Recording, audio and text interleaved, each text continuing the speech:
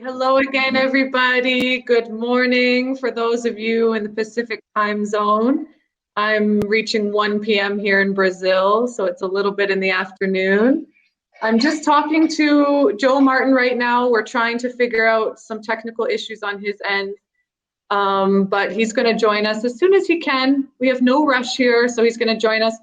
But in the meantime, we're so grateful and happy to be here with Vernon Williams. Vernon, you can introduce yourself, please, if you like. Okay, my traditional are Gumdame.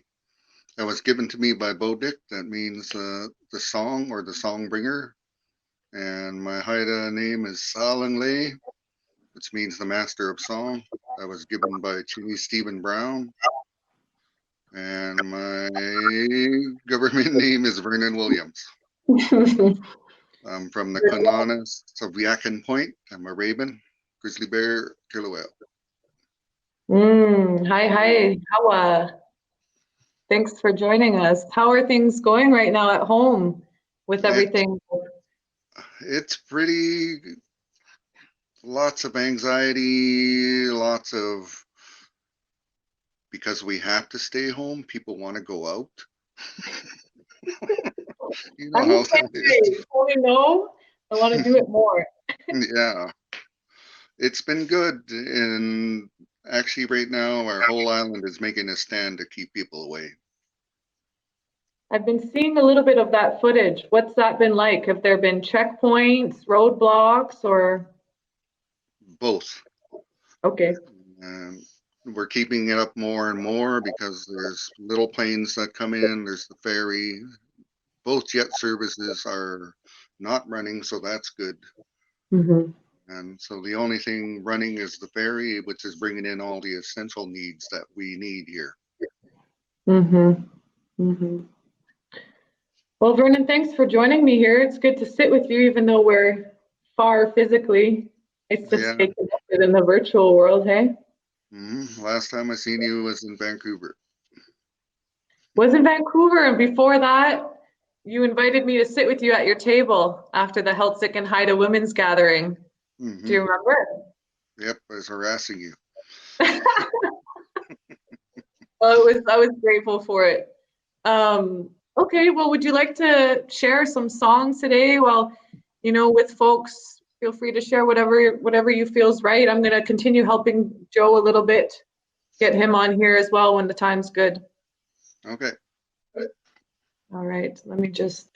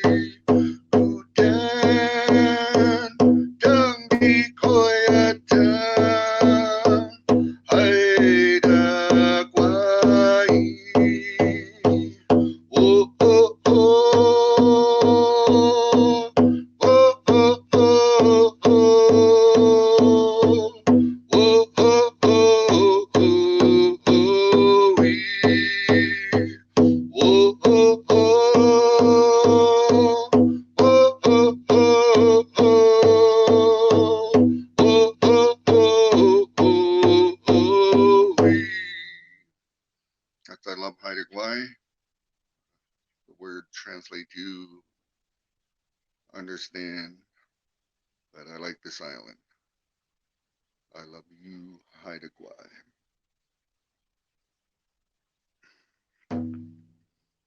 This one here is Greeting the Day. It was a third song gifted to me by Haida Gwaii,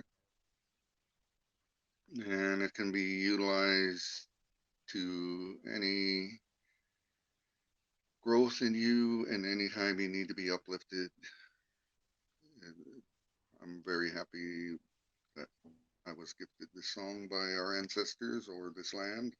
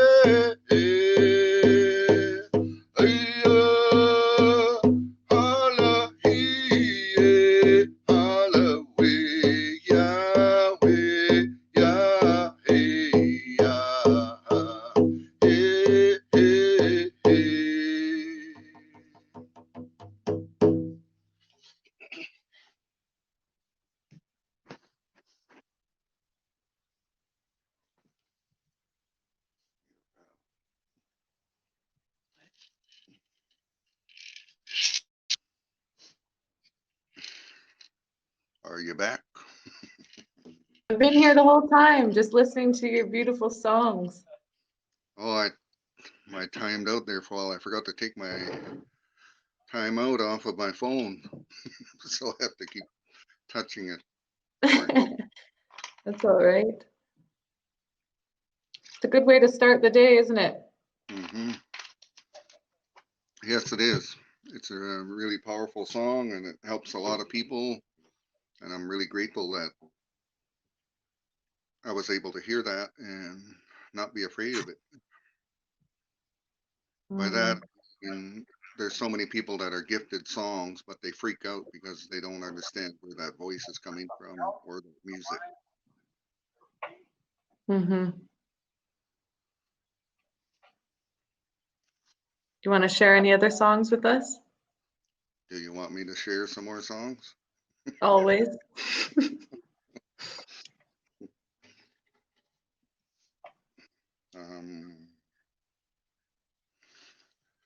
Which ones did I sing?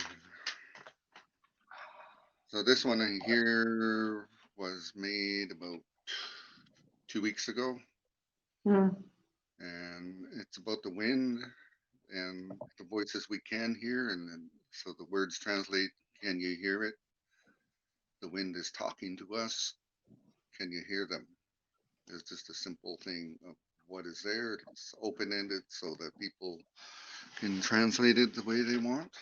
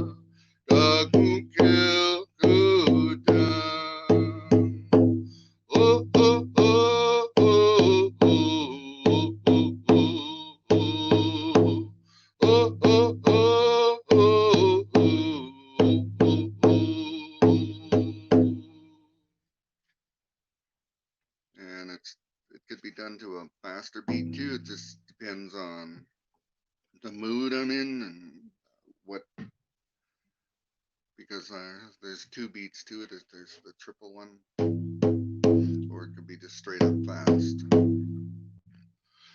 And so that was just called Can You Hear It? And can you, We can hear it. that was my other drum on the floor vibrating. That was coming back. I couldn't decide which drum I was going to utilize today. Where did you learn to play the flute?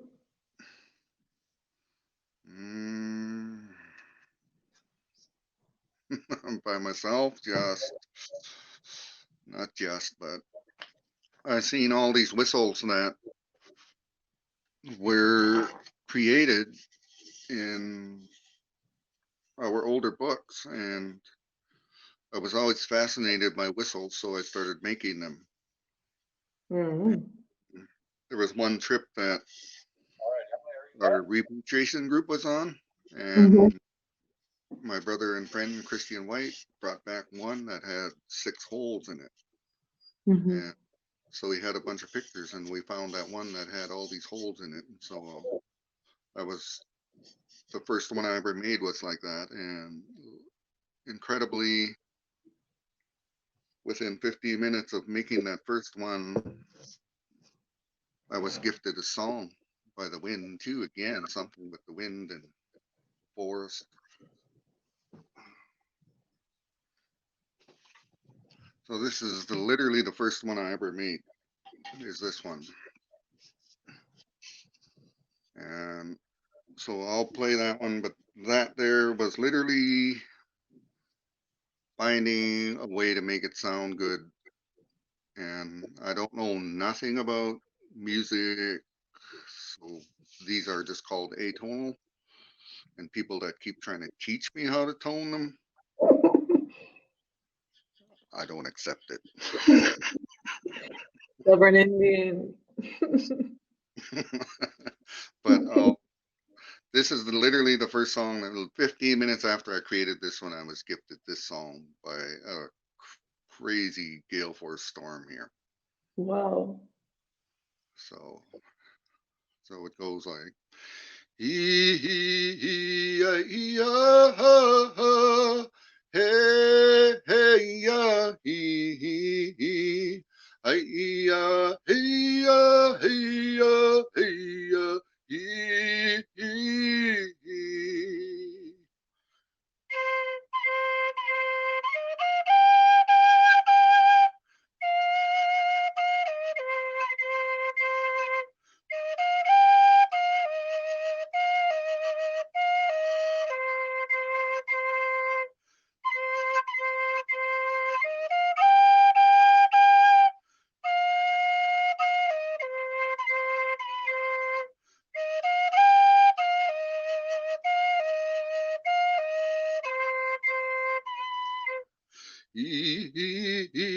ya, ha, ha.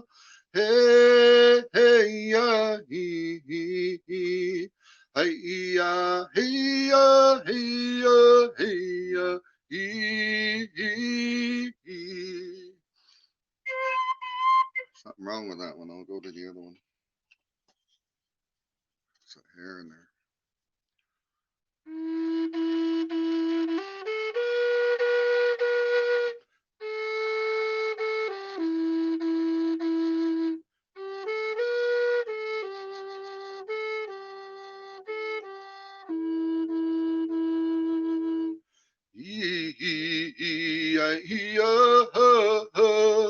Hey, hey, ya, he.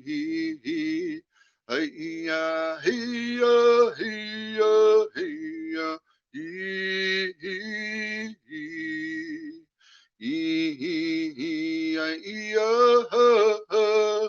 Hey, hey, ya, he. Hey-ya, hey-ya, hey-ya, hey-ya, ee.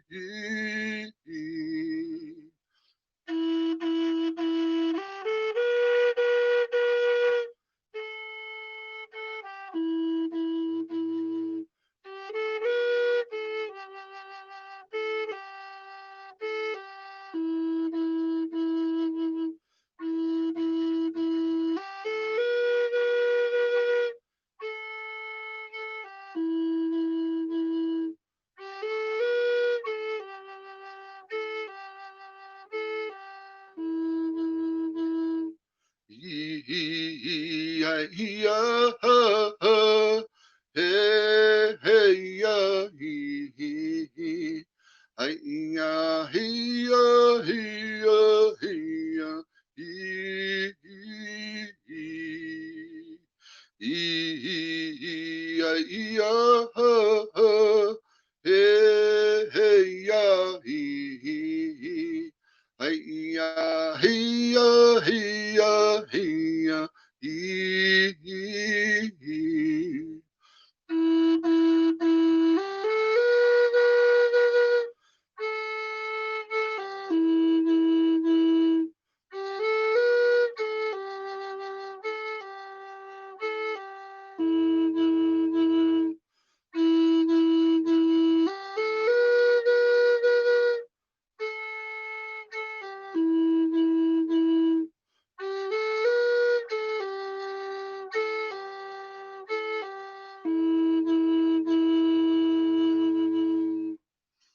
So this is the size I make them, majority of them now.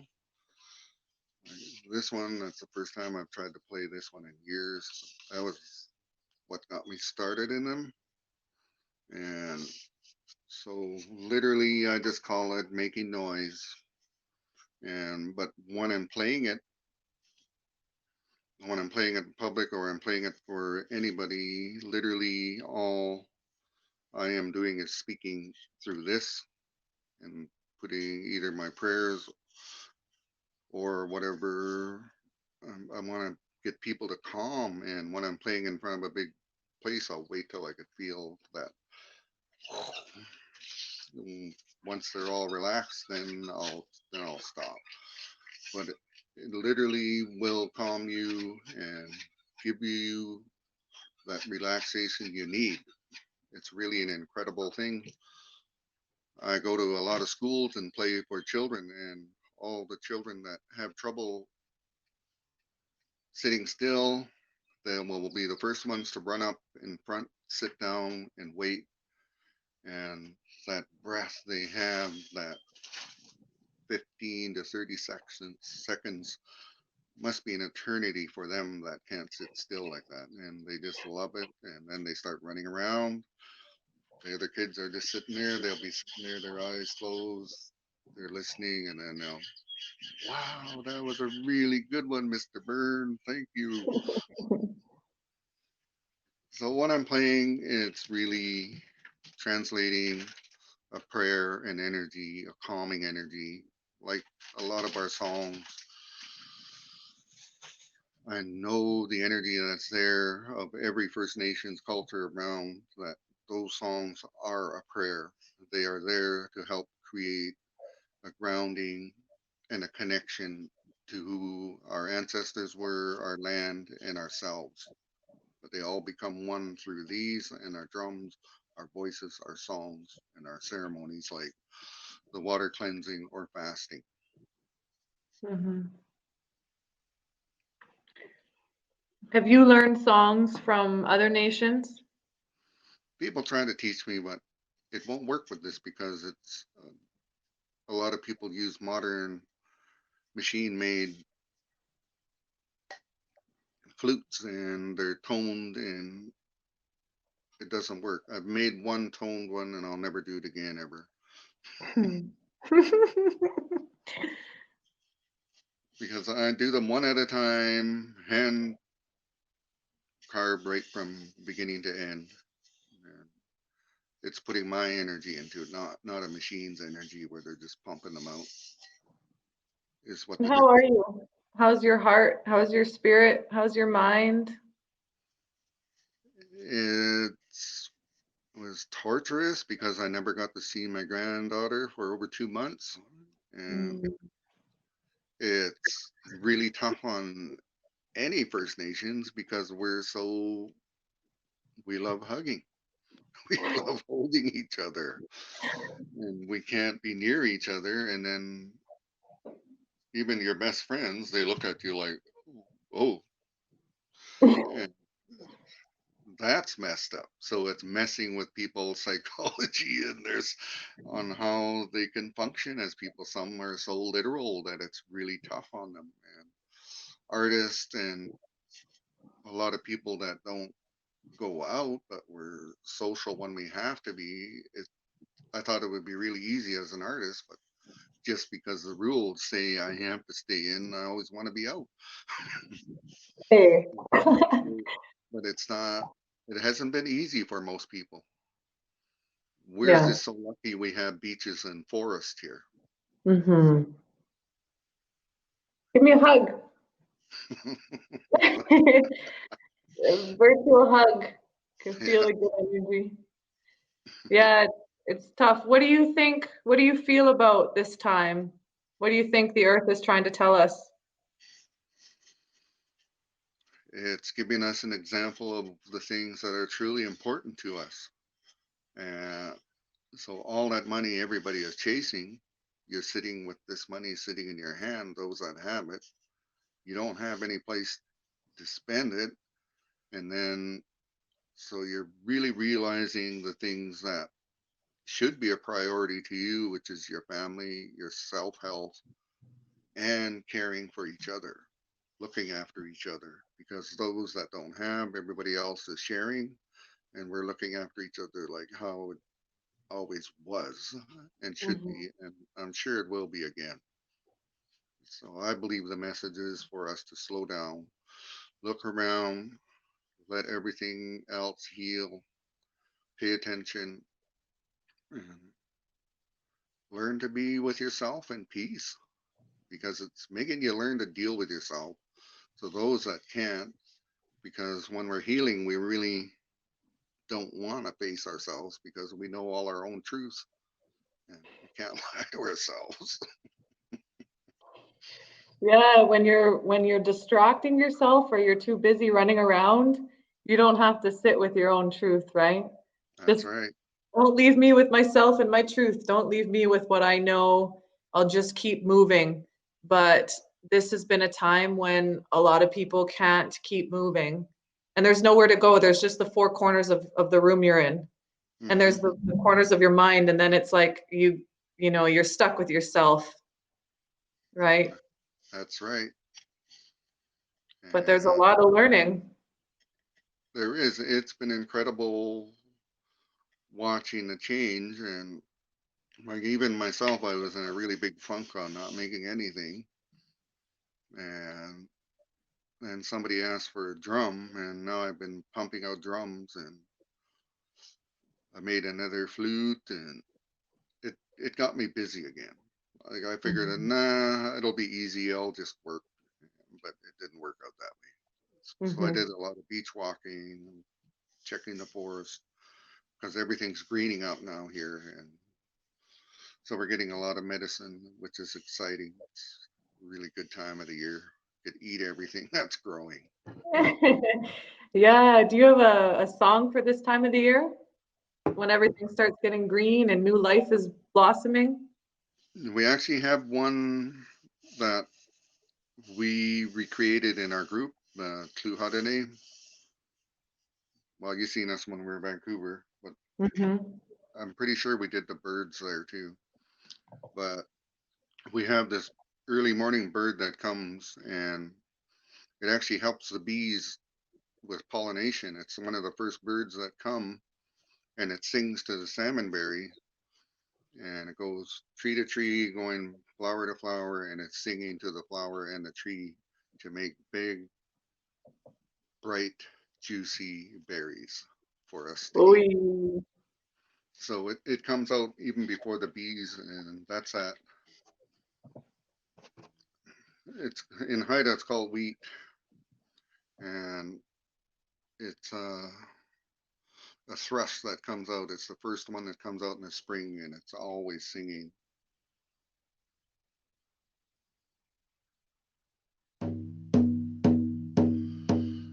Wheat squally, squally, wheat squally, squally. I love wheat, I love wheat. Kalanga otle, kalanga otle. CMC way, CMC way, wheat squally, squally, wheat squally, squally. I love wheat, I love wheat. Kalanga otle, kalanga otle. CMC way, CMC way, wheat squally, squally, wheat squally, squally. I love wheat, I love wheat. Kalanga otle, kalanga otle. CMC way, CMC way, wheat squally, squally, wheat squally, squally. I love wheat, I love wheat. Kalanga otle, kalanga otle.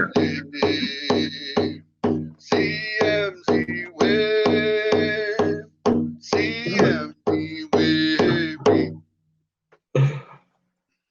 Oh, Hawa, hi, hi. Kliko, Kliko. We'd like to welcome Joe. Hello, Joe, Vernon. Nice to meet have you. you, have you met before, you two? No. Oh, Ah. Joe, would you like to introduce yourself? O Klaas is Tla-o-qui-aht, is Tla-o-qui-aht. Machte was a Kla, which is Nuu-chah-nulth. My traditional name is Tla-o-qui-aht of Tla-o-qui-aht, and I'm from the House of Iwas. And at the House of Iwas, our chief is named Nuu-chah-nulth, and that is my oldest brother. And my traditional name of Tla-o-qui-aht, it comes with a teaching, and it's a teaching about teachings of the laws of the land, the natural laws. So, and that's where my name comes from. It was given to me in 1993, I believe, from my late father, Robert Martin Sr., who passed in, no, it was in 2000 when he passed on. Welcome. We made it. Sorry about the confusion there. I am technically challenged in this way. But anyway, here we are. Joe how it was going, and he said, "My computer's too old, just like me." He almost went to go have a lie down, but we made it here all together. Great. Joe, Vernon's been singing some songs for us, sharing some stories, sharing some good energy, some good medicine to get the day going. He just shared a song about salmon berries, hey, about this time of year. And I'm wondering, Vernon, how are the salmon berries doing on Haida Gwaii? And then Joe, how are the salmon berries doing where you are? Right now, they are turning from flowers to green berries really quick this year. So it's really awesome. It's doing good. Nice. What Well, about you, here Joe? on the coast, the flowers are just they're just starting to come out. So maybe a little later than yours. Well, Awesome. usually in the north here, it's really slow. So Mm. I'm really surprised at how fast they're turning green into berries. Wow. Amazing. It's a pretty special time of year, hey? It's this time when, this long, hard winter is kind of slowly going to sleep and the spring is coming with new life. And it kind of reminds me of this opportunity right now when the whole world has been told to slow down and to quiet down and to just like really check in and be with yourself. And then we're going to have to step out of this chapter and step into a new one. So, Joe, in terms of like stepping into the future, what do you think that the world can learn about from your understanding of natural laws? And you talk a lot about natural law. And what do you think the natural law is that we're living right now? Well, this coronavirus has certainly slowed everyone down, and in fact, probably the whole world, some more than others. And yeah, here I think that it has given nature a bit of time to rebound a little from all this take, and so here I have noticed here in Tla-o-qui-aht Sound here on what we know as the east side of Vargas Island, where herrings haven't spawned for over 40 years, and this year they spawned there. And I think that generally what has been happening is there's just been too much boat traffic in the water here with all the tourism that goes on here in Tofino. Dozens of whale touring boats going out every day, and so the herrings just didn't come around here. There's just too much boat traffic, I feel. And then of course with tourism being shut down, there are 1,500 accommodation beds for all these people that come, and when all those need to be laundered every day, there's a lot of detergent going into the waters here, and it's straight into the ocean. And so I feel that here, looking in the waters, it appears to be a bit cleaner than it usually is with with all these people that come. The hotels and that are just one thing, the hotel rooms, but of course there's the restaurants and all the other service venues that service these guests that come here. And so yeah, it's been very noticeable here. Of course, I think that there will be something else that will be happening here on the ocean here. We have Long Beach and all the beaches between Long Beach and Tofino area where thousands of people walk the beaches every day. And unknown to a lot of these people that come here, especially in the summertime, there has been over years, and I really noticed it in between a place called Leonard Island and Cox Point here in Tla-o-qui-aht Sound area, where there used to be always balls of seagulls feeding on needlefish and things that would be there, and anchovies and stuff. But since all this development has taken place there, and now there are a lot of people walking on Cox Bay and Chesapeake Beach area, that I think that a lot of these sand lances and the anchovies that spawn there on those beaches, are the eggs, I feel, are being trampled.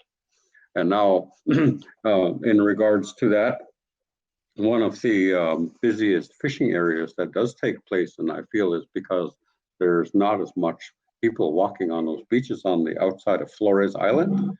And then so with not so many people walking on Flores Island, of course, I feel that the feeding areas for salmon that come there, because the sand lances and anchovies are surviving there more than they are here between Long Beach and Tofino on all those beaches there, because there's thousands of people walking there every day.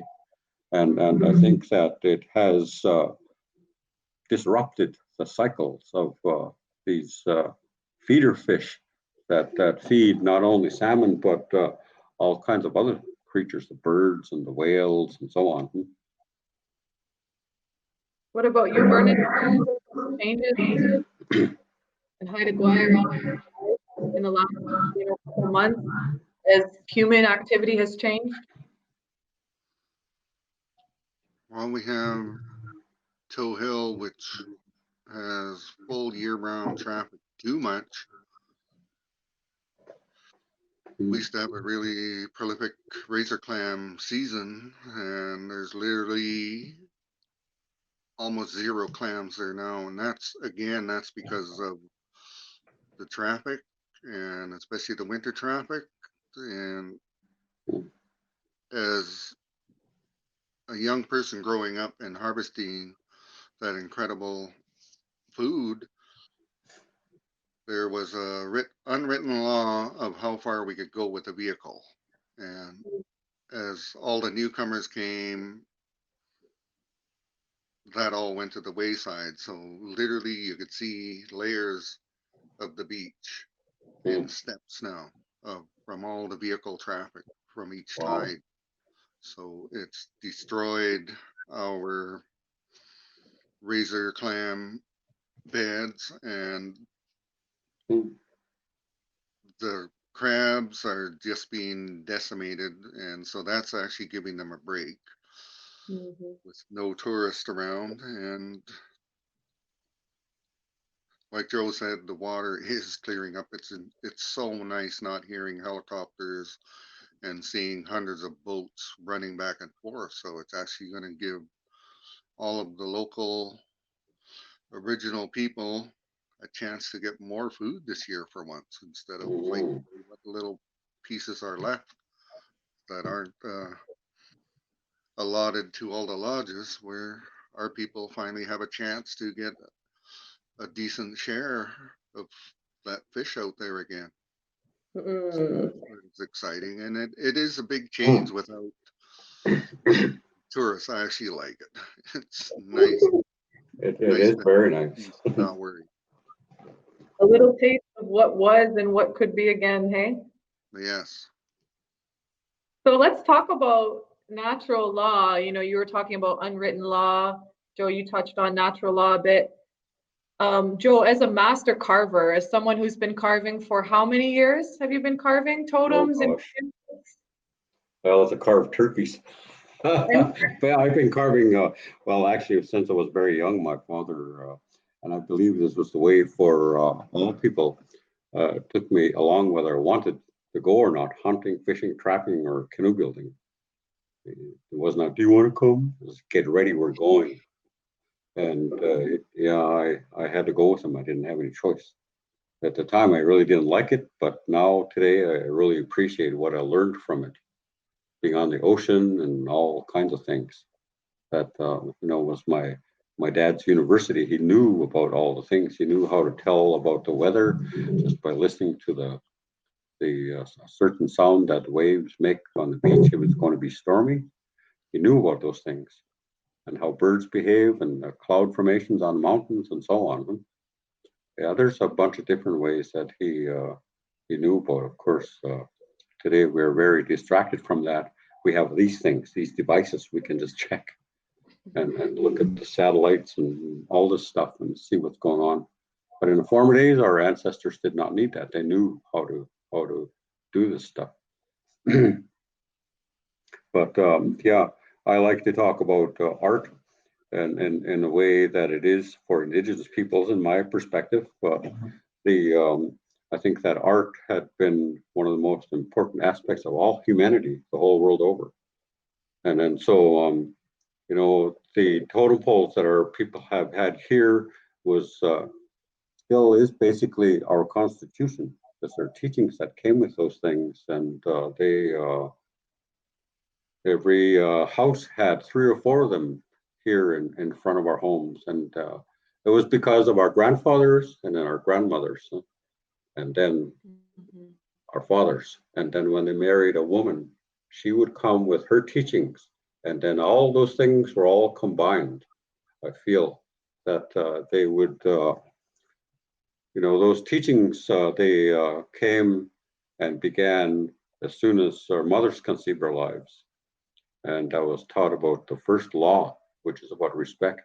So that teaching began as soon as someone became pregnant. And that carried on throughout life.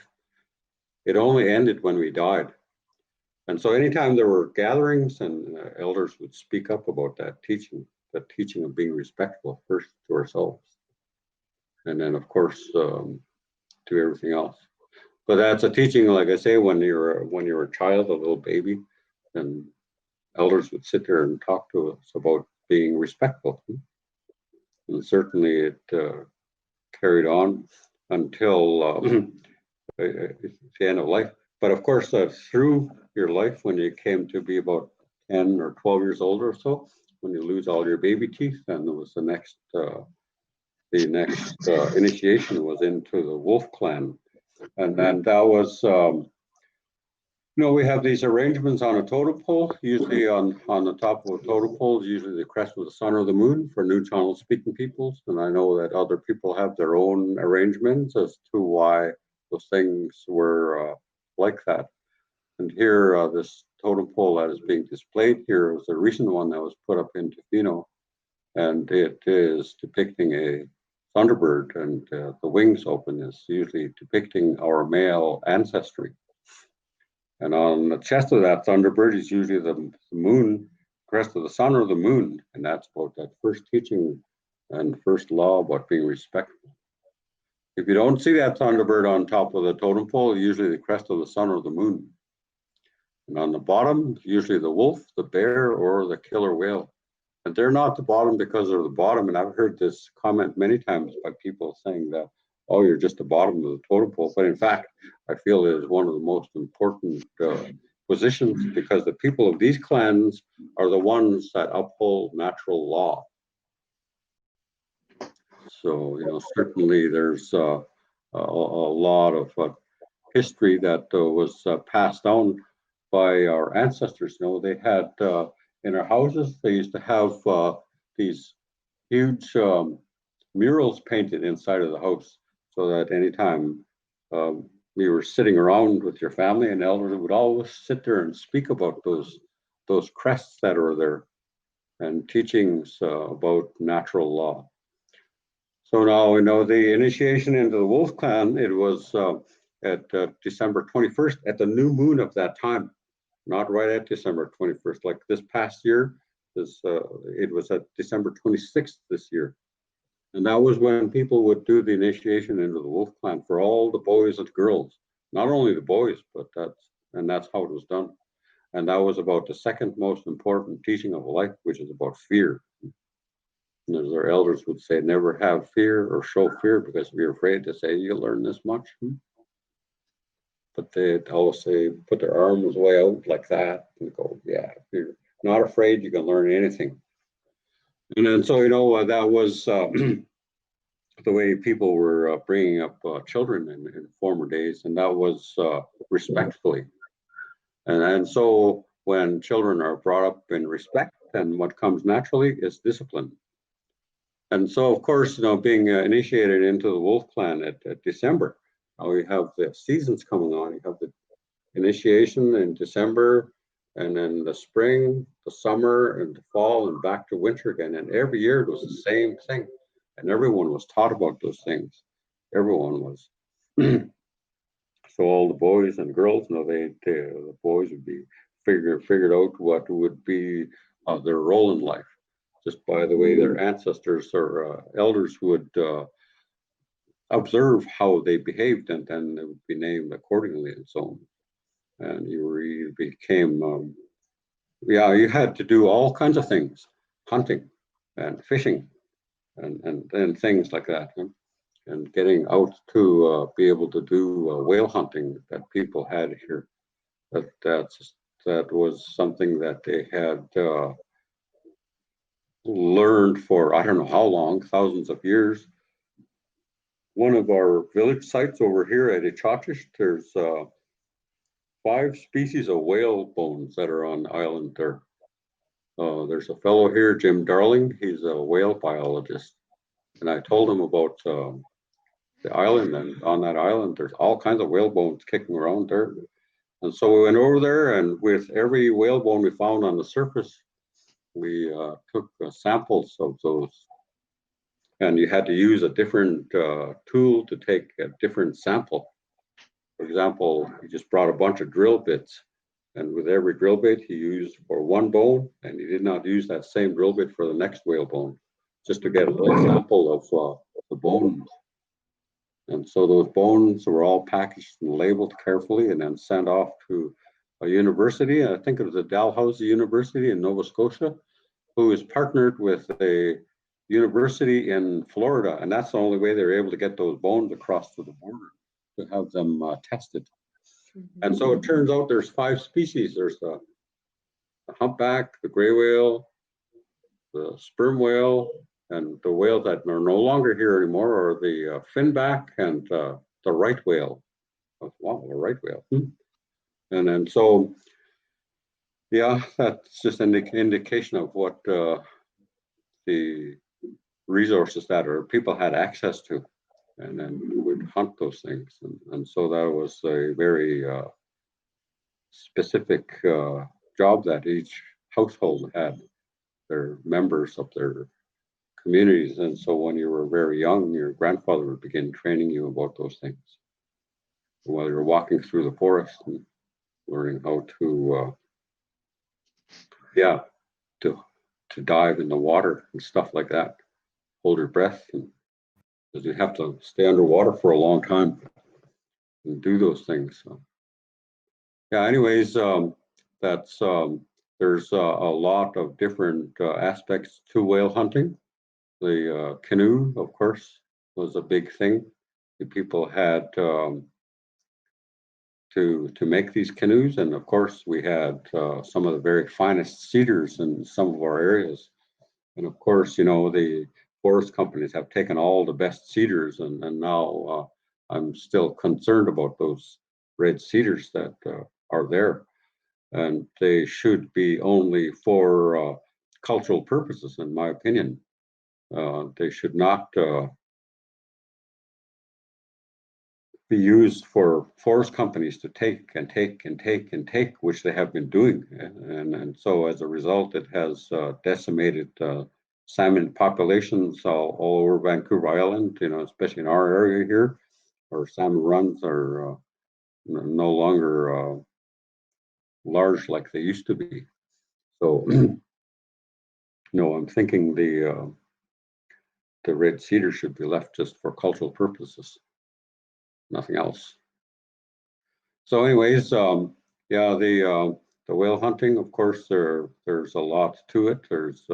It takes 8 men in a canoe, a 32 to 36 foot canoe that was made really specially, and they would treat that canoe, it would never touch the ground when they carried it out of the water. It was lifted up and brought up, and they kept that thing polished. They would polish and polish that thing until it was right smooth. And so then when they put it in the water, they put it in, and it was never touched the beach. Then they would load in all their equipment, and then they would leave around midnight and paddle up to 10 or 15 miles offshore, and there they would hunt. They would know that they would have to use all the things to their advantage, and they would be out there when the tide is out. But they'd know the tide is low early in the morning, then they would be out on the whale hunting grounds. And then when the sun is coming up, that's when they would want to have that whale harpooned. And so the captain of the boat, he was the harpooner. He was also the chief of the house. And so, yeah, he he and his whole crew, they had been trained ever since childhood for this. So those harpoons were really specially made pieces of yew wood, like a 3-inch diameter like that in the middle. And then made with 3 pieces of wood, 1, 2, and 3, and spliced so that the middle section made that point, and the other one made there, and the other one made that. So it was 1, 2, 3.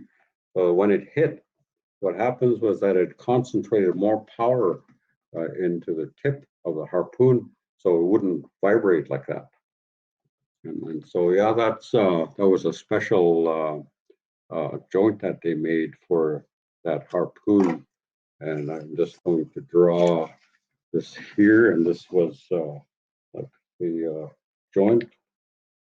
Oh, it's like that.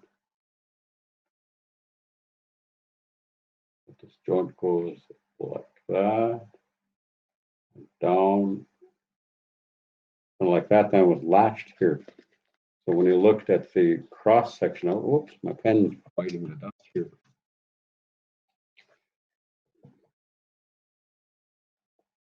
So the cross section, there's 1, 2, and 3. So this joint here would be made on that one, and the other one on the other end would be made on that plane. So there was only 2, because the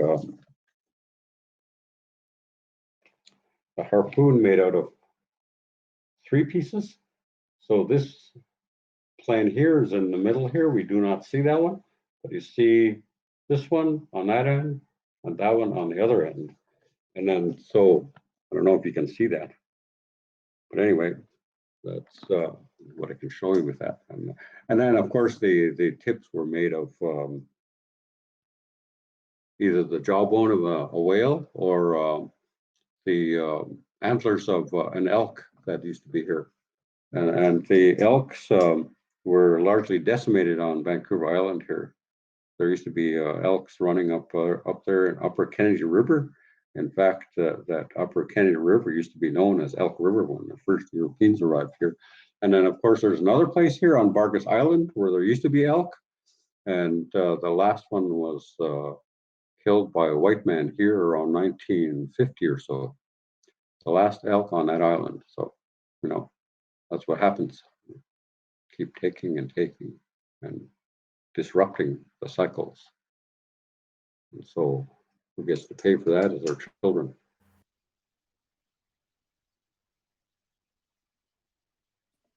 Absolutely, Joe. And I remember sitting and having breakfast with you one morning in your territories, and we were talking about whale hunting, and you were talking about the fact that it took an entire community. It took a level of social cohesion where natural law, the laws of what to do, of observation, of respect, of the time, that relationship that people had to their natural environment, there was a certain social cohesion, right? That was just people as a part of an ecosystem, and that there wasn't such thing at the time as a couch potato. No, there was not. No, I think that, the people were taught ever since a very young age to be proud, to be strong, as the people were. They were really proud to be strong, and they didn't know what tired meant, And even like the photographs of the last whale hunters were all elders. And the reason for that is because all of the younger people were forced into the residential schools around 1900. 1902 was the first residential school opened here in Clayoquot Sound at a place called Christie Indian Residential School. And then so a lot of the children from all the tribes were brought there. And so in 1900, of course, that was when our population was decimated up to that point, from around 1860, when some of the last epidemics came here. And so the population of our tribe when Europeans first arrived here was between 7,000 to 10,000 people. And around 1900, there was only around 120 of us left. And so, that's the reason why people didn't continue on to be training those whale hunters anymore. and many other things as well, canoe carving and things like that. People were confined to a reservation, which I do not like that word reservation, because our villages existed a lot longer than the Indian Act. And so to me, it's our village, first and foremost. Mm-hmm. What do you think, Vern? What do you think about the whale, some of the stories that Joe has shared? Anything come to mind? Any feelings that you're feeling? Oh, it's just incredible, the strength of the people that have trained their lives, and it's not taken for granted on an incredible way to exist that would put fear into some people, that you're training your whole life to do this purpose for your people, for your family, and to keep something alive. It's incredible. Mm-hmm. Absolutely. And there's a lot of, if you don't know it, right, or if you haven't lived that life, I think there's a lot of misunderstanding, okay? A lot of confusion around the ways of people, the differences between us, the differences in the ways that people do things. Joe, you've said before, like when Europeans arrived and they saw massive totem poles, they thought they were art. You know, they thought they were just something to be beautiful. They didn't know that they were constitutions, that they were laws, that they were sophisticated governing systems, were and are today. Mm-hmm. Yeah, I like to talk about that a lot. It's because when the Europeans arrived, we were certainly illiterate, could not read the stuff they had, but so were they. When they seen our totem poles, they had no idea what these things were. And so, I like to talk about the when people travel on the water. And for me, it's how I learned about the protocols. Was when our people traveled on the water, it was important to sing a paddling song to announce who you are when you're traveling through someone else's territory, and that's what people would do here. And so, I know there's paddle songs all along the whole coast that people use, and that was a huge part of protocol. I feel if you're traveling in peace through someone's territory, announce who you are. So, those were things that people had no idea why people were singing so much. But to me, those were huge parts of protocol. And so when we came to the front of anyone's village, we know that there's someone in charge, because they have those huge totem poles in the front of every house. And so we're not allowed to just go there and just take stuff. In fact, people made the Europeans pay for trees that they wanted back in the day. Are those protocols and laws still being respected? No, there's. I don't think that they are. They're continuing to take and cut our forests, which really drives me crazy. That they shouldn't do that. The remnants of our old growth, there's a very small amount of it that people had access to before. Didn't have to ask anybody for it. All we had to do was to have a protocol for it. In fact, cutting a tree down, my dad told me that was never in the springtime or the summertime. It would only be in the fall and the wintertime when we'd cut those trees, because there's birds and creatures that could be living up there that we don't know about, that could be nesting.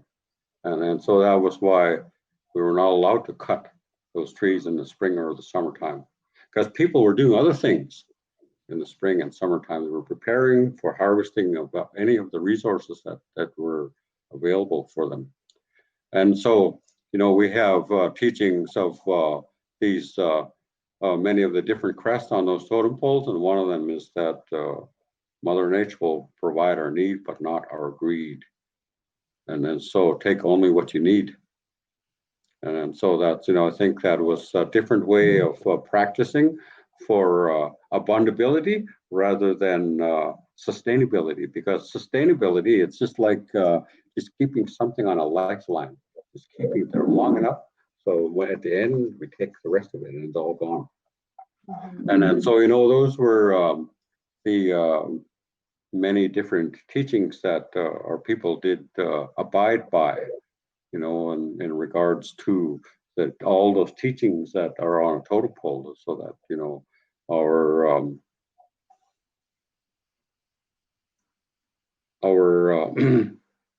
responsibility is to our future generations.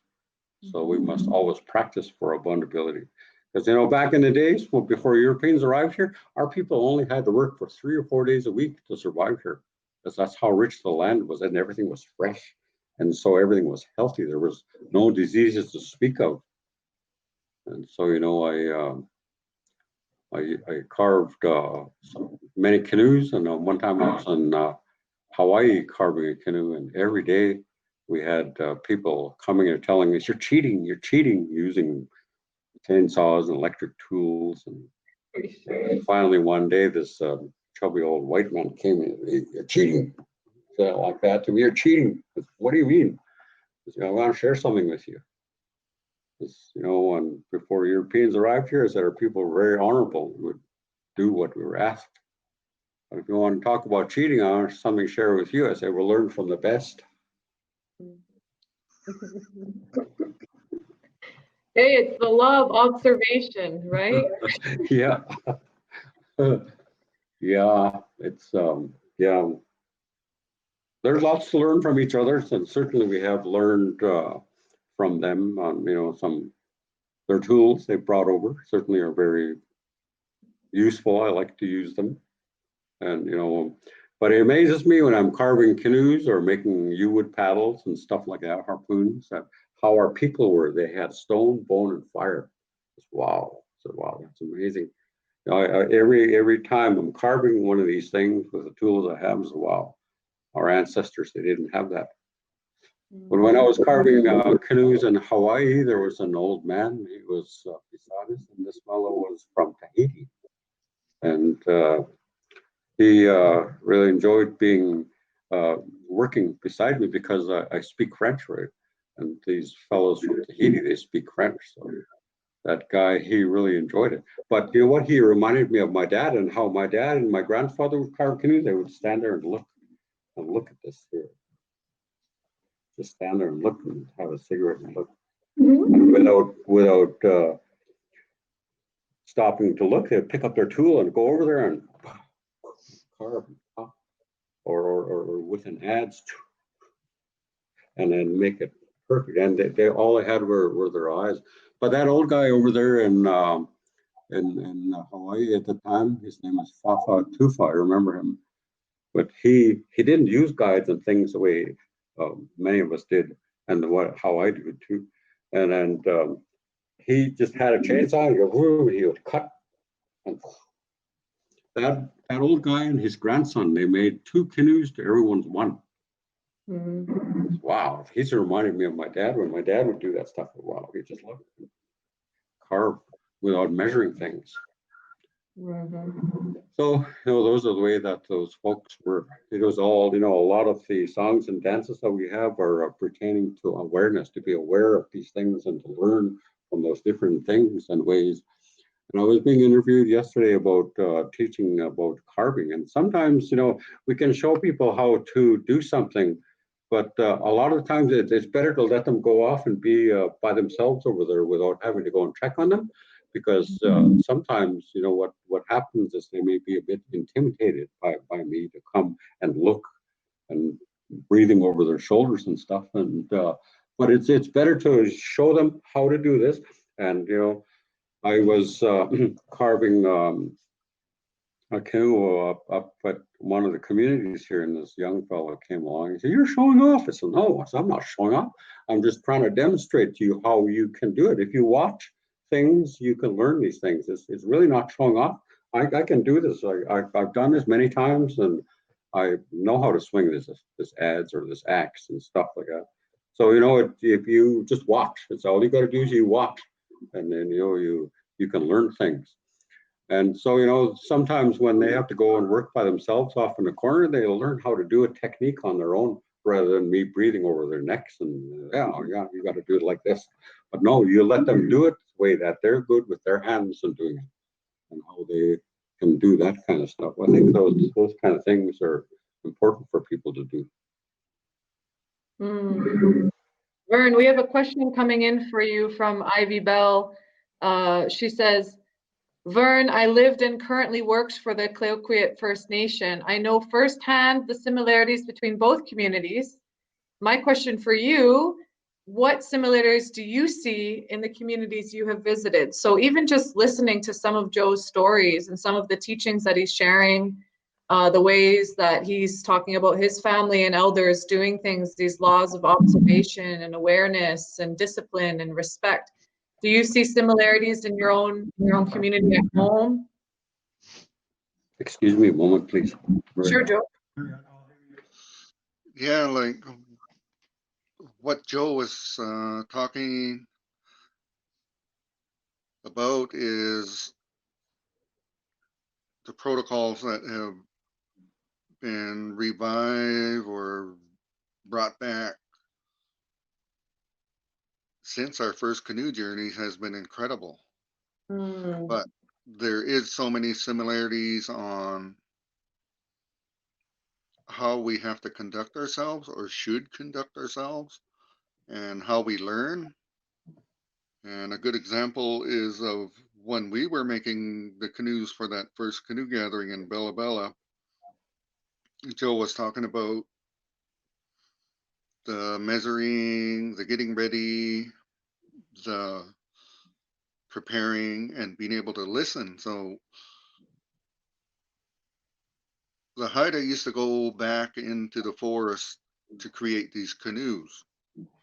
And the only time they were brought out was when it was time to be steamed. And so many lessons came up when we were creating those canoes of why they built those canoes in isolation and why it only came out when it was time to steam it. And so what happened was when anybody would show up, all the younger guys, because they have such a big ego, would get in the way and cut the teacher off because they want the attention.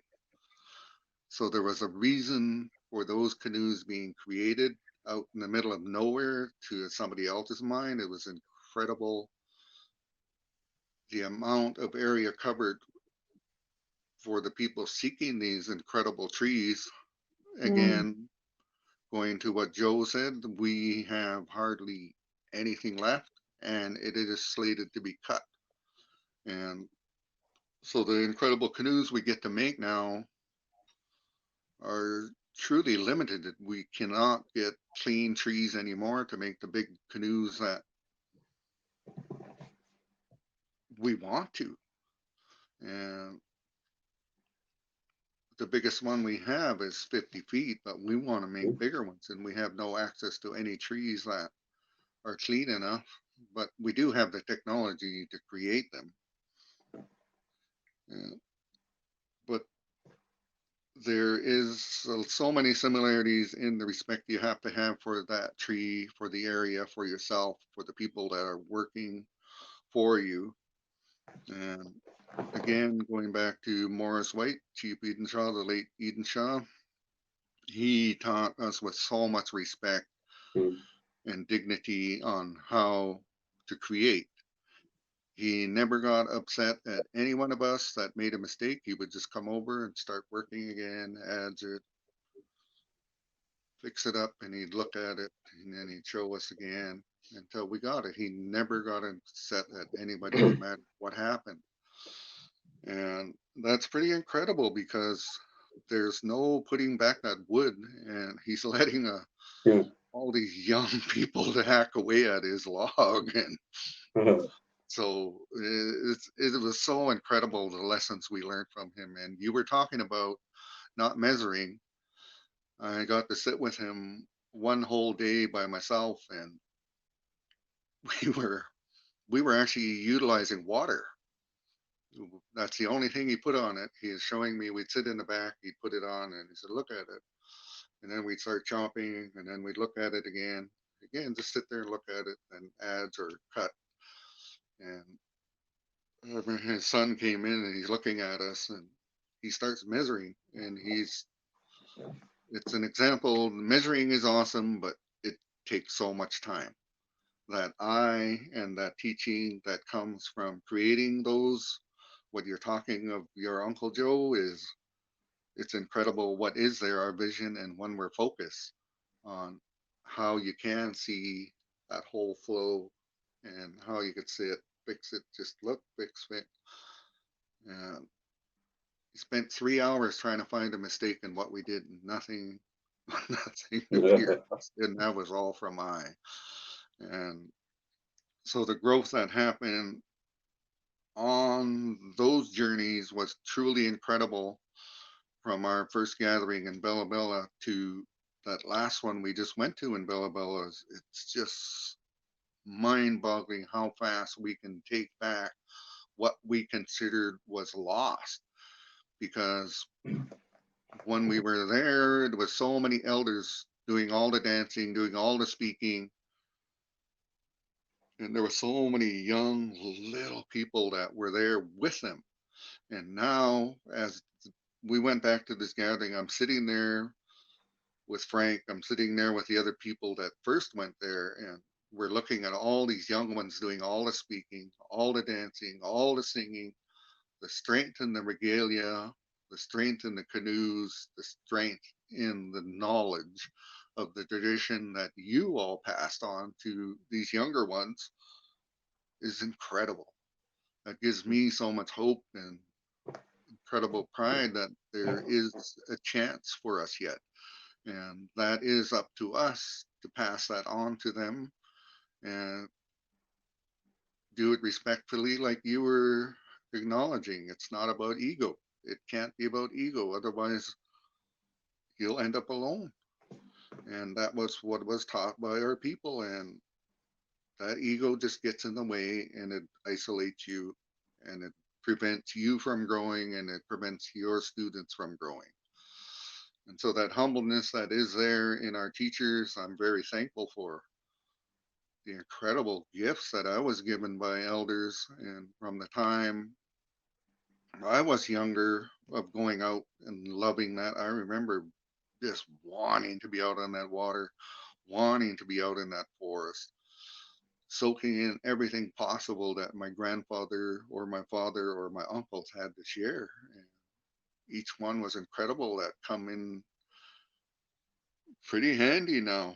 And I'm really thankful that I have access to that. And here we've lost so much knowledge, but the most amazing part is that so much of that knowledge is coming back, and we have people that are fearless in going forward like we have to be.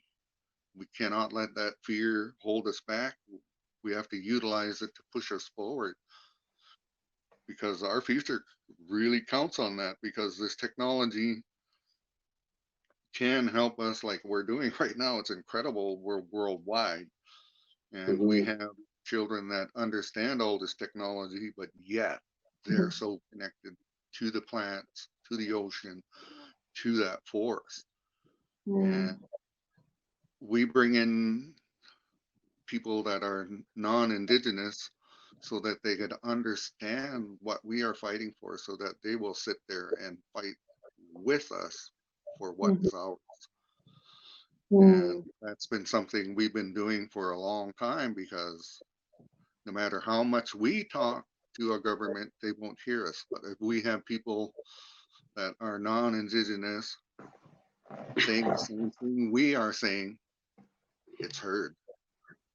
And it's incredible witnessing what was happening, because so many of those young people leading all those uprising and calling the government out on our bullshit have been going through our programs. And so it's really important that we bring people in to be our voice, that don't belong to our community, but they understand what we love and how we want to put that forward to people. And that connection we have, that similarity we have, is a caring and a loving and wanting future for our children and our grandchildren. Went all over the place, but it's So it's on a good place. Yes. All over good places. Yeah. So what protocols do you follow when you're harvesting a tree for a big dugout canoe? Like, do you stay in isolation as well, like Vernon was talking about, or how does that work? People were never just staying at home in the former days. They were always out on the land. You know, this was before anybody arrived here. They're always out on the water or on the land in the mountains hiking. They knew where everything was. And then so for a tree, you know, they'd have to go there and they have to sit there and make sure that there's no eagle nest or raven nest or bear den or wolf den around. And then they'd have to be there and sit there and be there and go there several times. There's one tree I have felled up in the forest. I've made 4 canoes out of that thing, and there's room enough for one more canoe in there. And I think maybe during this week I'll go back up there and have a look, just reconnect with that place. But yeah, those were the way when people wanted to ask me to make a canoe, I would like to go in the forest with them and do that with them there, because that is reconnecting us back to our land, you know, and to learn those protocols. I really don't like to have a log delivered to me. It's known, we got to go out there and get it, because that's part of how our people were. A couple of years ago, I was carving a canoe over there in Powell River, and we had this big plank. It was like, what, 28 feet, and about 3.5, 4 feet in diameter, and maybe about 28 inch thick, and or preparing it to carve this canoe, and I had to turn that thing over. I was going to use this jack and start jacking the thing in, but I looked around, there was all these people. I said, hey, all of you, just come over here, stand shoulder to shoulder. We lifted that thing and we lifted and turned it over, and it took like half a minute. Otherwise, it would have taken me all day to do it with a jack. Yeah. So, you know, that's what you can do when you have all kinds of people. And I think that's how in the former days when canoe carvers were doing their business, they would be back in the village. Okay, we need to turn that over tomorrow. So all of you come on up and lift it up, move it by hand. No machines, nothing. And that's how they did stuff. And I like to talk about what my dad taught me about lifting. He told me that how 2 guys could lift a 80-foot timber all the way up. And he said it was really easy. And one time I was carving a canoe with my late brother Bill. It was in this kind of a gully, and it was really tight quarters, and it was raining. And I remember what my dad told me when we were fishing. He told me how to do this, to lift that up. He said, hey, Bill, I said, get out of here. So we got this canoe, and we just lifted it up, and it was just off centered like that. And then so we got that like that, and then all he had to do was walk to the other end, and it went up. I put a block there, you walk there, and so on, until we put 2 logs in, and we walked that thing out of that gully, and it was out. It was clear. And, you know, I just remember that from my dad just described to me how to do that. And so that's how 2 guys could lift up a great big timber and put it up with nobody else. So, you know, those people had the knowledge. They know how to do this stuff. They were not afraid of it, you know, you'd learn. So, you know, it's about a lot of the cultural teachings that come in with those things. And my dad said, you know, that's why we have this deer dance. This deer, it lives in the forest with the other creatures, the wolves, the bears, the cougars, and us when we hunt them. And said those big bucks and does did not get to be big because they were lazy. No, they're always aware. And so, you know, the pack of wolves can take off after a deer, but if that deer uses its head, it has to run and run and run, and it has to go, and it has to run, and it has to have more stamina than the wolves. And when it feels it's finally far enough ahead of them, it'll jump, and it'll run into a great big circle and jump as far as it can the other way, and it'll sneak off. And wolves come running around. Hey, where's that thing go? So my dad told me, as you get in trouble, so you have to use your head. And then that's how those folks, when they're working together alone, they learn how to do that, to lift those things up. And these are things that probably passed down from maybe different tribes to each other. And so those knowledge of things, how people were able to do those things and raise those totem poles, up there in Haida Gwaii and all along the coast here, was just by hand with no machines. So, there's knowledge. People knew how to do that stuff. All those things. So. And Joe, Vernon was talking about being just totally uplifted by some of the younger generations that are literate in the modern day technologies, but also in Indigenous technologies. Learning languages, dances, songs, being proud of who we are, who they are. Do you see that in your community as well? I mean, you have 2 daughters and both of them are fluent in their Indigenous language. Is that right? They are, yeah. They both study it, and yeah, it's great. Certainly, there are a lot of the younger people who are interested in all these things that I do, but then the busyness of this life with these things we have in front of us, and all these things, they're all distracted, and so I have a hope that one day I think that there's quite a few people that I have worked with carving canoes, that someone who will hold on little pieces here, little pieces there. Pretty soon, if they all get together, when I die, I finally will die one day, that they'll all be able to get together and do it. It doesn't matter to me if they're guys or girls and that want to come and do it. I'll let them do it. I like it. When I work with young people, sometimes I can learn something from them. It's great. Just how they are. It's fun. I really enjoy it. Well, Joe, if we were all to come together right now in this moment, and we were all going to be lifting and turning something over, what's the future that you hope we're turning over together? The traditional knowledge that we all share, that comes from all different parts of the world, and the art forms and so on, and that people will finally realize, yeah, these things are amazing, and we still have them. Mm-hmm. What about you, Vernon? What's the future that you hope that we're co-creating right now? That we see how fast our mother can heal, how fast our waters can heal, our air can heal, and that sitting alone and being with our family, we are able to learn to communicate and heal together again, where we understand the priority of what is truly important, of our wants and needs.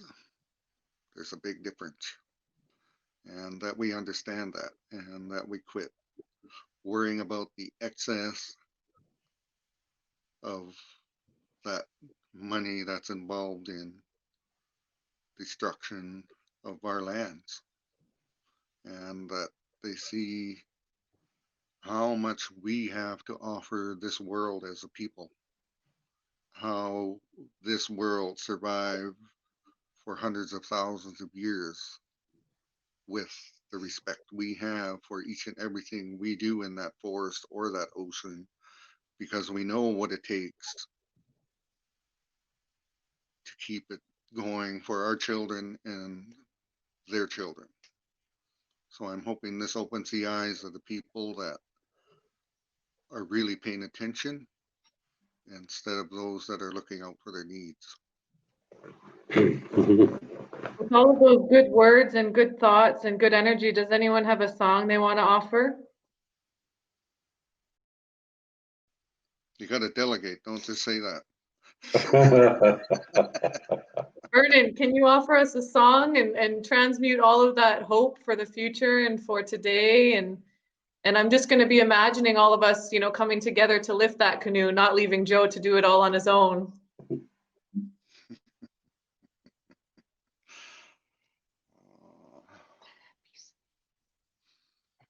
So I haven't sung this song forever. Diane's whispering in my ear, do the happy song. This song, a lot of the old composers, they had a few similar phrases in a song, so I wanted to figure out a song that just made you feel good, had that energy, and had that chant in it. And so I literally called it Just a Happy Song. And I named it that because I figured out how to do it. Great. Yay, hoo-ay, ha, yay, hoo-ay, hala, yay, hoo-ay, hala, wee. Yay, hoo-ay, ha, yay, hoo-ay, hala, yay, hoo-ay, hala, eh. Hey, you way, hey, you way, hey, you way, you way, hey, yay. Hey, you way, hey, you way. Hey, you way, hey, yay. Yay, why, yay, why, la, yay, why, la, way. Yay, why, la, yay, why, la, hey. Hey, you way, hey, you way. Hey, you way, hey, yay. Hey, you way, hey, you way, hey, you way, hey, yay. Yay, why, yay, why, la, yay, why, la, way. Yay, why, la, yay, why, la, hey. Hey, you way, hey, you way, hey, you way, hey, hey. That was called Just a Happy Song, and it brought a reminder to me of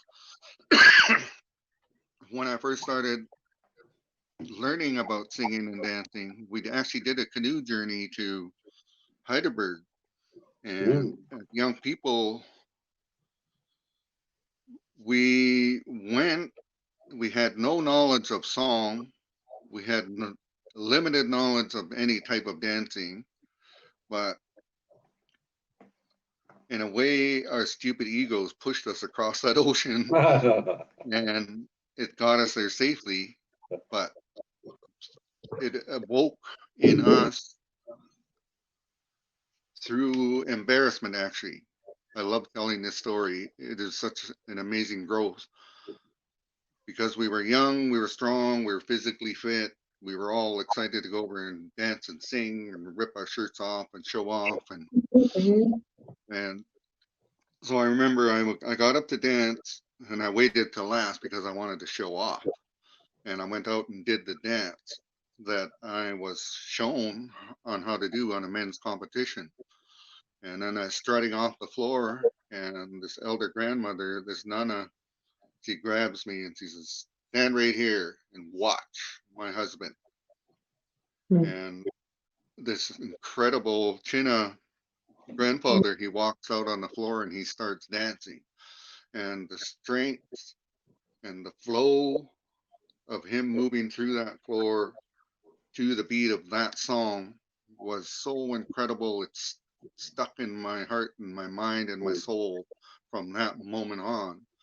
And then he came over and he looks at me and he said, "You cannot dance with strength if you do not know the song. Other than that, you're just a monkey jumping on the floor." And then they made me sit with them through that whole feast, and it, there were so many other moments that I'm not really going to get into it right now, but it inspired a growth in our knowledge, wanting the knowledge of the song, our knowledge of language, our language of this the speaking on that floor, connecting and sharing. And that embarrassment led to literally the majority of the people on that canoe are teachers in school. They're language teachers, they're art teachers. Every one of us work in school or with youth and with elders yet. So once in a while, it takes a good swift kick in the butt and embarrassment to either make you fold or inspire you to move forward. And I'm happy that it moved us forward. And that's it. It just reminded me of that, and I wanted to share that it is possible to get past all of those.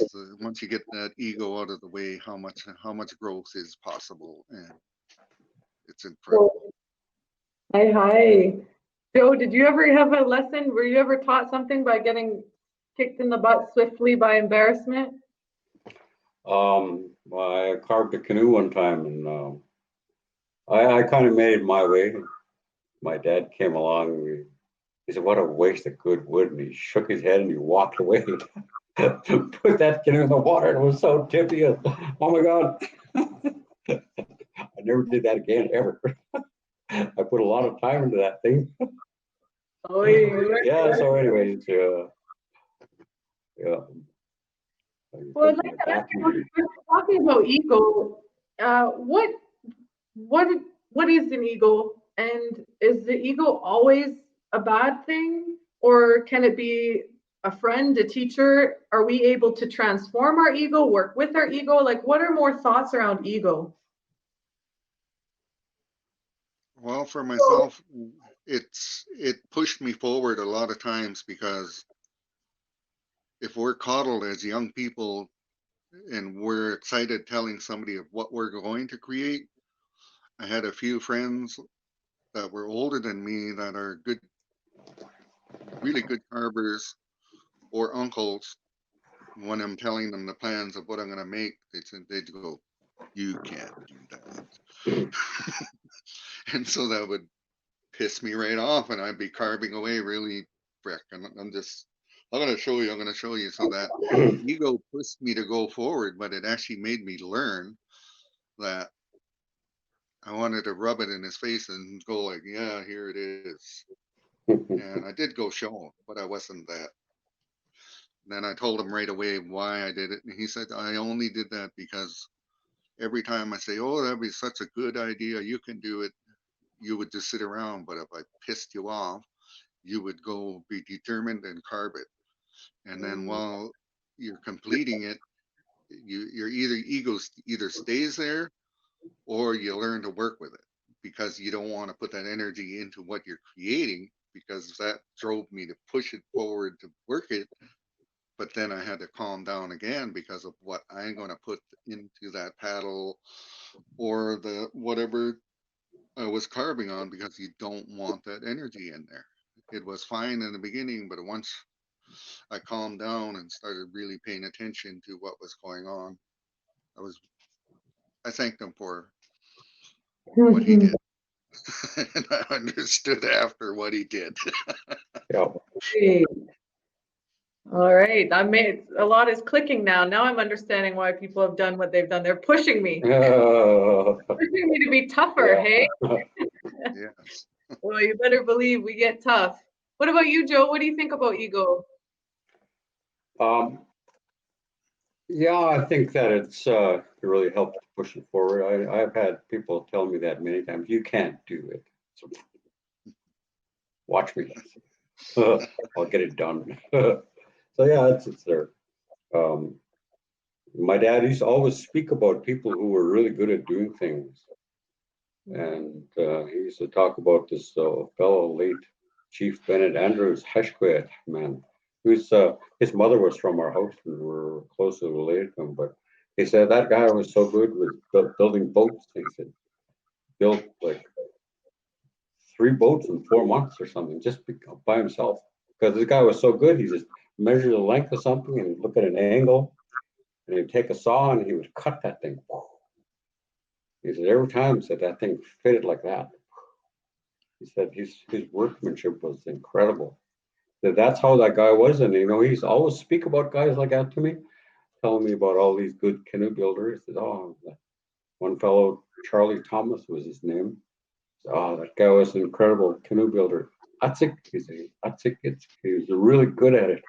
And my daddy's always telling me about how to do those things and to be good like it. He watch, just look, and you get in there and you watch, look with your eyes and see. He said that guy was so good that he'd make these canoes, and he said it was awesome. That guy was really incredible to watch working. Just the way that guy did that stuff. And so, yeah, there's those things. But my dad, he often told me about people who were really good. I'd never ask him. He'd just tell me those things when we were fishing out on the ocean, and it was quiet. There's not many fish being caught. And he'd just start telling me things. So, people who were really good singers of Nuu-chah-nulth, he said, "Oh, I'll speak about those guys." He said, "Yeah, they're really good." He never ever spoke badly of anyone. So, those were the way that people taught things about being respectful to those people who were excellent at things. So yeah, lots there. So I like to do those things. And I remember one time when I was carving on a canoe, my dad told me, "Don't do it any old ways. Come on, this is where Tla-o-qui-aht is. You can do a good job." So ever since then, when I'm doing things, I can't just leave it like this. I cannot leave it like that. I have to make it nice, the way that those folks were. Did all good work. And there's so many really good artists around. I really like looking up to them. There's a young fellow here. He's lives in Port Alberni. He's from Haida Gwaii. Heck, his name now, for Pete's sake, just slips my mind at the moment. But I worked with a couple guys in the carving canoes that were from Haida Gwaii. One of them was oh, for goodness sakes, two of them. Oh gosh, I can't remember their names. I'm getting old, I guess. But yeah, anyway, when we're carving up there in the bush, they were really awesome guys. They were talking about their Haida ancestors that carved canoes like that in the bush, and yeah, it was really fun working with them. I really enjoyed it. Robin Rorick is one guy, and the other guy is Stalker. Ralph Stalker. Yeah, thank you. Yeah. I worked with him, and it was really great working with those guys. They were fun. But yeah, we made 2 canoes in a month, and not just one. We made 2. So yeah, it was really fun working with them. So yeah, I like those things. That's where I feel when I get really excited is about going into the bush to make a canoe. I love that. I love being there. Sometimes, if it's possible, I'll camp right there at the canoe site. Just work there. I like that. I got forgotten one time. There was a canoe I was carving up in Gold River, up in the mountains, and they forgot to pick me up in the evening. So, hey, what the heck? Nobody's coming to get me. And it was getting dark, and there's cougars in the area, right? And so, So I pulled in all the shavings I had, and there was a kind of a nest under the log, and I was crawling in there. I'm going to sleep here tonight, I guess. Those guys finally came up. "Oh man, we forgot all about you." But I was all comfortable laying under that log. Anyway. I forgot about you too. Yeah. So anyways, it's been a great time sharing here. Really nice to meet you. Is it Vernon? You too, Joe. Nice Love to your meet canoes. you. You're incredible. Thanks. Emily, You're thank you so much. incredible. I'm very, very grateful. I know it, I'm sorry about that, Joe, that we had some technical issues, but we got you here and we shared this space, and we're all better for it. You've shared some really good words, both of you. So thank you. Hi, for joining us today. And I hope you'll be back now that we got it all figured out, Joe. All right. We'll do this on the regular. We're going to fill like this space with more Indigenous voices, more stories, more good words, because I was kind of talking a little bit before. I really feel like we're in this time, like we're in a cocoon, and we're going to come out. We're in this stage of metamorphosis. And so it's really important, the energy that we're cultivating now, the futurities that we're co-creating, and the stories that we're telling, the people that we're listening to. Because we're coming out, there's no going back to normal. Someone said the other day, "I can't wait for things to go back to normal." And I was like, I'm sorry to break it to you, but there's no normal, my friend. Yeah, this is the new normal. The new normal. So I'm just really grateful for both of you. And I know that everybody who's been, paying attention and been listening and tuning in is grateful as well. So if anyone has any final words or thoughts or anything that they would like to share, please feel free. We'll start first with Joe, if you want to share anything else, and then we'll go to Vernon. But I just wanted to say hi from the bottom of my heart from here in Brazil, sending lots of love. Cool. Well, yeah, I know it's on a slowdown right now, but I think that after we come back to semi-normal, whatever that's going to be, I'm looking forward to working with people to carve. I have a canoe that I'm supposed to be carving on with some fellows, but of course with this thing that's going on in the world right now, I'm not able to. And I also have bent box workshop and pattern making workshop, which I'm supposed to be hosting. Of course, I think that'll probably take place after this is all over here. Or I hope it's over, but maybe we'll find a way to work around that and do it anyway. So I'm looking forward to sharing more of those things. And last couple of days, I wouldn't have done it if this had not come on, but I made some carving knives out of my shop. Just found old planer blades and took and heated those things up and reshaped them and repurposed them. So yeah, I'm looking forward to doing more of these kind of things. So thank you. You want to hear one more song? That'll be my end of the statement. This one is called a sea otter hunting song. It was gifted back from the Nuu-chah-nulth to the Haida through Gaaw. It was two sea otter hunters that always lived in Nuu-chah-nulth territory in a chief's house. And every year they were there for that season of sea otter hunting. And the chief was having a feast or a potlatch for his daughters coming of age. And the two hunters, this was the gift to the chief there. And it was about, I think it's about 8 years ago that was gifted back and brought back by Gaaw.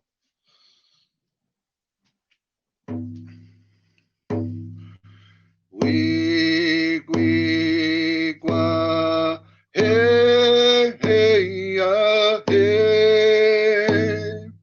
Wala kila kusla kwa gamji. Wala hiya hayawe, wala hiya ho. Wala hiya hayawe, wala kila kusla kwa. Wee-gwale, hey, hey. Wala kila kusla kwa gamji. Wala hiya hayawe, wala hiya ho. Wala hiya hayawe, wala kila kusla kwa.